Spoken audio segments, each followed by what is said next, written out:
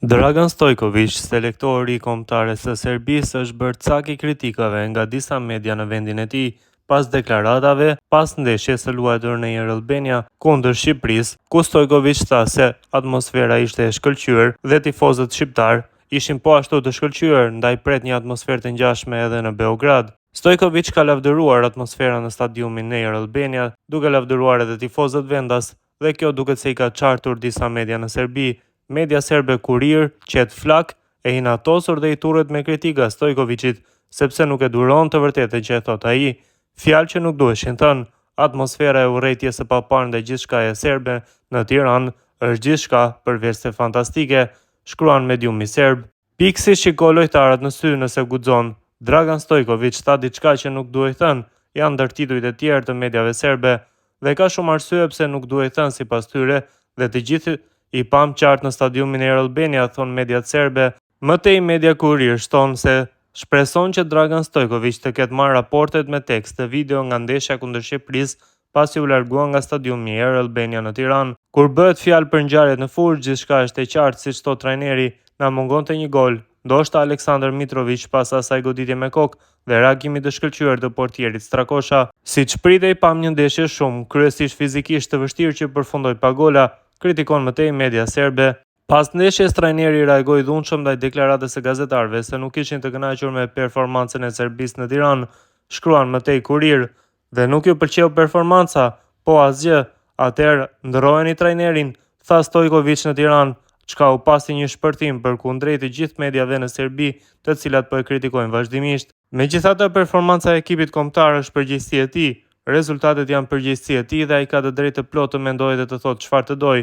Nëse ai mendon se Serbia luajti mirë, ky është mendimi i tij që dikush mund ta pranojë ose jo. Por nëse ai thotë se atmosfera në stadium ishte fantastike dhe se do të donte që Serbia të kishte të njëjtën, shkruan media serbe me kritika ndaj Stojković. Atmosfera ishte fantastike, i përgëzoi tifozët shqiptar për këtë. Do të doja të kishim një atmosferë si kjo në Beograd, tha tekstualisht Stojković në Tiranë, çka ka nxitur edhe reagimin e mediave në vendin e tij. Kur një gazetar serb i tronditur, të gjithë përfaqësuesit e mediave serbe të pranishëm mbetën të habitur, ju kërkua të fliste edhe një herë për atmosferën në të cilën luanin lojtarët e tij. Ai përsëriti se ishte i kënaqur me sjelljen e tifozëve shqiptar. Atmosfera ishte fantastike, shkaravit më tej media serbe Kurir. Ndërkohë Piksi tha nga Tirana në konferencën pas ndeshjes se sa i përket gjërave të tjera ishte e pritshme, nuk dëgjova ose pash asgjë, isha i përqendruar në lojë, u thash edhe lojtarëve këtë të ishin të përqendruar, u shpreh Stojković në Tiranë. Dragan Stojković është kthyer sot në armikun e mediave serbe. Trajneri i Serbisë, i pyetur nga gazetarët serb në konferencën për shtyp për incidentet nga tribunat me lojtarët, i ka hedhur poshtë aludimet e tyre, duke deklaruar se në Tiranë kishte përjetuar atmosferë fantastike në stadium. Ndryshe nga mediat serbe, të cilat e quajtën ndeshjen e Tiranës sikur kishin përjetuar një terror, trajneri kombëtares Dragan Stojković kishte një tjetër mendim. Ai do të dëshironte që atmosfera e përjetuar në Tiranë, në stadiumin e Air Albania, të përsëritej edhe në Beograd. Nuk ju pëlqeu loja, nuk ju pëlqeu, gjeni një trajner tjetër, atmosfera këtu ishte fantastike, i përgëzoi tifozët shqiptar për këtë. Do të doja të kishim një atmosferë të ngjashme edhe tek ne, vijoi më pas ai. Finalizimi duhet të përmirësohet, mundësitë që patëm, një ose dy topa mund të kishin përfunduar në rrjetën e Strakoshës. Një ndeshje tmerrësisht e vështirë jashtë fushë kundër Shqipërisë në Tiranë. Ne e kontrolluam lojën, kishim kontrollin e topit, ku e ulëm sulmin e tyre në 0, kështu që ata duhet të ishin të kujdesshëm, sepse panset nuk mund të na përballonin në këtë ndeshje. Shpirti i mirë luftarak, vrapim, shpenzim energjish, u shpreh Stojković.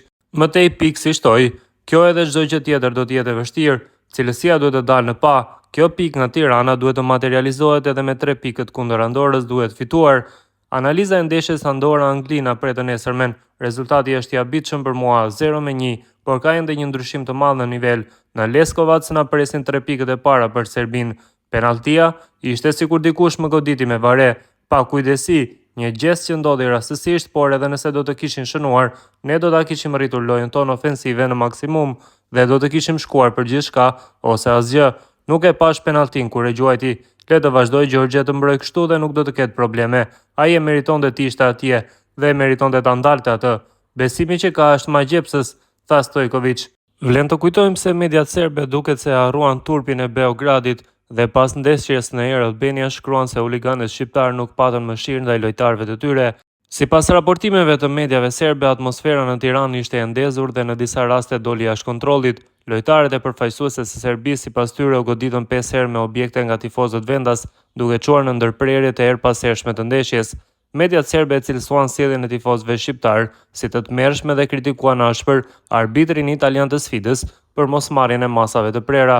Sipas të gjitha kritereve të UEFA-s, arbitri duhej ta boshatiste tribunën ose të ndërpriste përfundimisht ndeshjen, shkruan një nga portalet kryesore serbe, duke shtuar se nëse ngjarja do të kishte ndodhur në Beograd, do të ishte e pamundur që ndeshja të vazhdonte.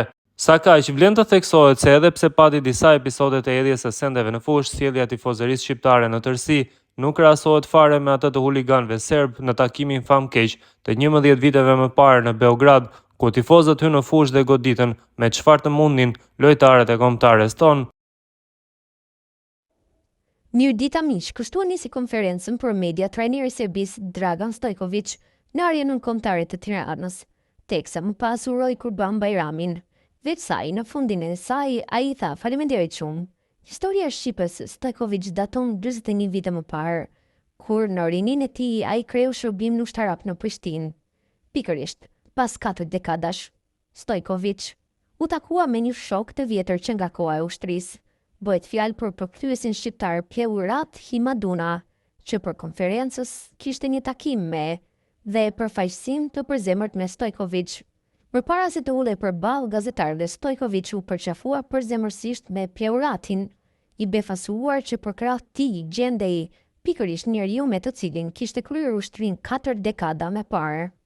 Në vitin 1984, Stojković kishte shkuar në Prishtinë si futbollist, sapo kishte fituar medaljen e bronzë olimpike në lojrat e Los Angelesit, ndërsa Himaduna punonte si producent televiziv në TV Prishtina. Siç tregon ai, trajneri aktual i Serbisë ishte shumë i dashur në Prishtinë, madje kishte disa privilegje nga komandantët e rreth të kohës. U përshëndetëm ngrohtësisht, Stojković ishte në ushtri në Prishtinë bashkë me këngëtarin Alen Slavica. Rinim shpesh bashk, kalonim kohë cilësore me të, me prindërit e Dragan. Ishte krejt logjike që pas kaq vitesh të përqafoheshim sërish me dashamirësi. E nisi rrëfimin Pleurati, e kujtoi gjithçka, kështu është jeta, erdhi atëherë si i ri dhe shumë i sjellshëm. Prindërit e tij, gjithashtu njerëz të mirë, nuk ishte i habitur që mori thirrje për në ushtri.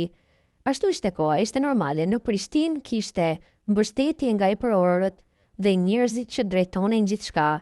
Prandaj, edhe u vendos të qëndronte atij, e thot mes të tjerash për Blic, Pleurat Himaduna. Huligan shqiptar nuk patën mëshirë, kështu titullon media serbe Pink artikullin e raportimit të ndeshjes mes Shqipërisë dhe Serbisë në Tiranë, të mbyllur me rezultatin 0-0. Takimi ishte pjesë e kualifikimeve për kampionatin botror të futbollit, por përfaqësoi më shumë se një sfidë sportive për shumë kënd. Një provë nervash, profesionalizmi dhe vendimarrje arbitrare. Sipas raportimeve të mediave serbe, atmosfera në Tiranë ishte e ndezur dhe në disa raste jashtë kontrollit. Lojtarët e përfaqësuese së Serbisë u goditën 5 herë me objekte nga tifozët vendas, duke çuar në ndërprerjet e herëpashershme të ndeshjes.